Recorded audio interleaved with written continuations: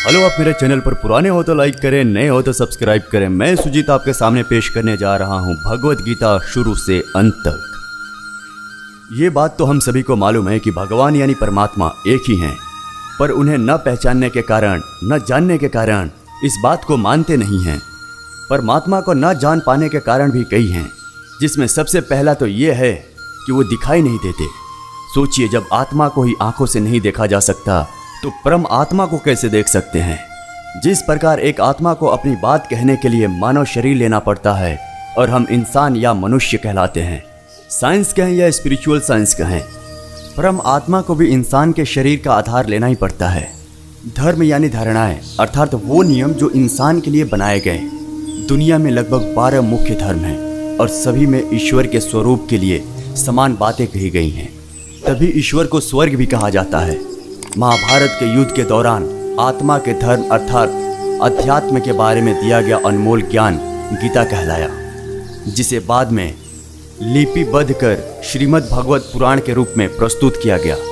श्रीमद् भागवत पुराण में वर्णित प्राचीन ज्ञान के अनुसार निराकार शिव परमात्मा ने गीता का दिव्य सत्य ज्ञान सबसे पहले ब्रह्मा जी को सुनाया था। इस दिव्य ज्ञान के आधार पर ही ब्रह्मा जी के द्वारा सृष्टि की रचना एवं युगों का निर्माण हुआ था, जिन्हें ब्रह्मा का दिन एवं ब्रह्मा का रात के आधार पर बांटा गया। सतयुग और त्रेता युग ब्रह्मा के दिन कहे जाते हैं तथा द्वापर और कलयुग ब्रह्मा की रातें कहे जाते हैं।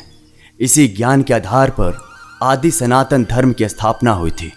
ये सारी बातें शेयर करने के पीछे भाव ये है कि कहीं भी नबी अथवा धर्म प्रवर्तक या संदेश वाहकों में से किसी ने भी स्वयं को ईश्वर नहीं बताया। यहाँ तक कि श्रीमद् भगवद गीता में भी श्री कृष्ण जी के माध्यम से यही कहा गया है कि परमात्मा कभी जन्म नहीं लेता। वो जन्म और मृत्यु के परे निराकार है, अशरीरी है। गीता के वचनों के अनुसार जो कोई भी परमात्मा को देहधारी मानता है वो परमात्मा को नहीं जानता। अर्जुन को भी उनके सत्य स्वरूप यानी आत्मभाव में टिककर प्रकाश स्वरूप परमात्मा का ध्यान करने का स्पष्ट निर्देश यानी क्लियर डायरेक्शन दिया गया है। फिर प्रश्न उठता है कि जब परमात्मा का स्वरूप एक है, उनके एट्रीब्यूट सेम हैं, तो फिर इतने सारे धर्म कैसे बन गए और सभी एक होकर क्यों नहीं रहते? इसका जवाब है ठीक तरह से अपने धार्मिक ग्रंथों को न समझना। जी हाँ, ये छोटा मुंह बड़ी बात लग सकती है, पर यही सच है। हम सभी परमात्मा को उतना ही जानते हैं जितना हम खुद को जानते हैं। हम देवी देवताओं को पहचानते हैं, धर्मात्माओं को पहचानते हैं, संत आत्माओं को पहचानते हैं, महान आत्माओं और मनुष्य आत्माओं को पहचानते हैं, पर उस एक परम आत्मा को नहीं पहचान पाए हैं। शायद इसीलिए हम धर्म के नाम पर एक दूसरे से अब तक लड़ते आए हैं। पर सत्य ज्ञान कभी भी बांटेगा नहीं, वो सभी को एक करेगा, यूनिट करेगा, और इसे ही अध्यात्म कहा जाता है। इसमें कोई दो राय नहीं कि परमात्मा का संदेश है कि धर्म की रक्षा करने से आपकी रक्षा होती है, पर यह बात भी तो समझने की है कि परमात्मा तो आत्मा के धर्म की रक्षा करने को कहते हैं, जो है शांति और पवित्रता। शरीर का धर्म तो मौत के साथ ही टूट जाता है, पर शांति और पवित्रता तो शरीर छूटने के बाद भी आत्मा को चाहिए ही होती है। और किसी भी धर्म में जन्मी आत्मा क्यों न हो, सभी को शांति और सुकून की तलाश होती है। बहरहाल हम सभी जानते हैं, श्रीमद् भगवद गीता पर अनेक विद्वानों ने अपने तरह से टीका टिप्पणी की है। इतिहास के पिछले दौर में भारतीय पुस्तकों, धर्म ग्रंथों को कई बार नष्ट किया गया है। ऐसे में संपूर्ण सत्य का सामने आ पाना भी असंभव नहीं है। कहा जाता है कि संस्कृत भाषा के जनक गुरु शंकरा जी हैं, जिनका जन्म 17वीं शताब्दी का बताया जाता है।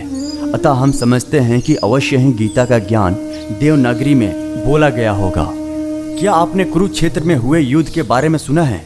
कहते हैं धर्म स्थापना के लिए लड़े गए उस युद्ध में इतने लोगों की जान गई थी कि वहाँ की मिट्टी रक्त से लाल हो गई थी। क्या आप जानते हैं कि युद्ध से होने वाले विनाश के बारे में सोचकर जब राजकुमार अर्जुन को दुख और मोह ने घेर लिया था, तब कृष्ण ने उनसे क्या कहा था?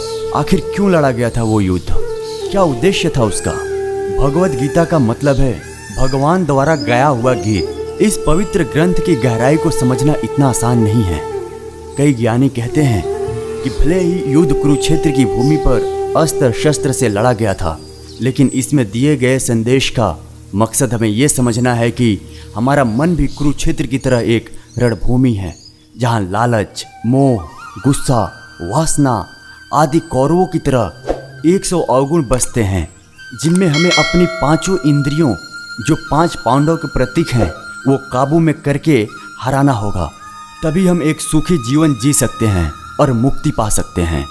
श्री कृष्ण हमारे मन की आवाज़ या आत्मा या कॉन्शियसनेस का प्रतीक हैं, जो दुविधा के वक्त सवालों का जवाब देकर हमारी मदद करते हैं। हर इंसान अर्जुन का प्रतीक है, जो दुविधा में घिरा हुआ है। श्रीमद् भगवद गीता उपदेश नहीं देती, बल्कि इंसान को जीवन जीने का सही तरीका सिखाती है। यह अमृत रूपी ज्ञान किसी एक धर्म तक सीमित नहीं है। इसमें श्री कृष्ण ने पूरी सृष्टि के लिए कई अनमोल बातें बताई हैं, जिन्हें अगर अपने जीवन में उतारा जाए तो हम अनगिनत समस्याओं से बच सकते हैं। इस पवित्र ग्रंथ में आप ब्रह्मांड के उन रहस्यों के बारे में जानेंगे, जिन्हें लेकर अक्सर हमारे मन में सवाल उठते हैं। कुरुक्षेत्र युद्ध के दौरान भगवान श्री कृष्ण ने जीवन से जुड़े कई अनसुलझे सवालों का जवाब दिए हैं। इंसान का मन अभी भी उन्हीं विकारों और दुविधाओं में जूझ रहा है, जैसे हजारों साल पहले जूझ रहा था। इसका कारण है अज्ञानता। इसमें बताई गई बातें अज्ञानता को दूर कर मन में ज्ञान का दीपक जलाती है, जिससे इंसान सब कुछ साफ साफ समझने लगता है और उसका बेचैन मन शांत हो जाता है। इन बातों को आप अपने जीवन के हर पहलू में उतार कर परख सकते हैं। देखा जाए तो जीवन यात्रा एक समुद्र की तरह है, जिसमें हमें एक किनारे से दूसरे किनारे तक पहुंचाना होता है। तूफान और लहरें वो चुनौतियां हैं जिनका सामना हमें इस सफ़र के दौरान करना पड़ता है। और ये पवित्र ग्रंथ, जो समय और काल चक्र से परे हैं, वो नाव है जो हमें सही रास्ता दिखाती है, निशाना और अंधकार में डूबने से बचाती है।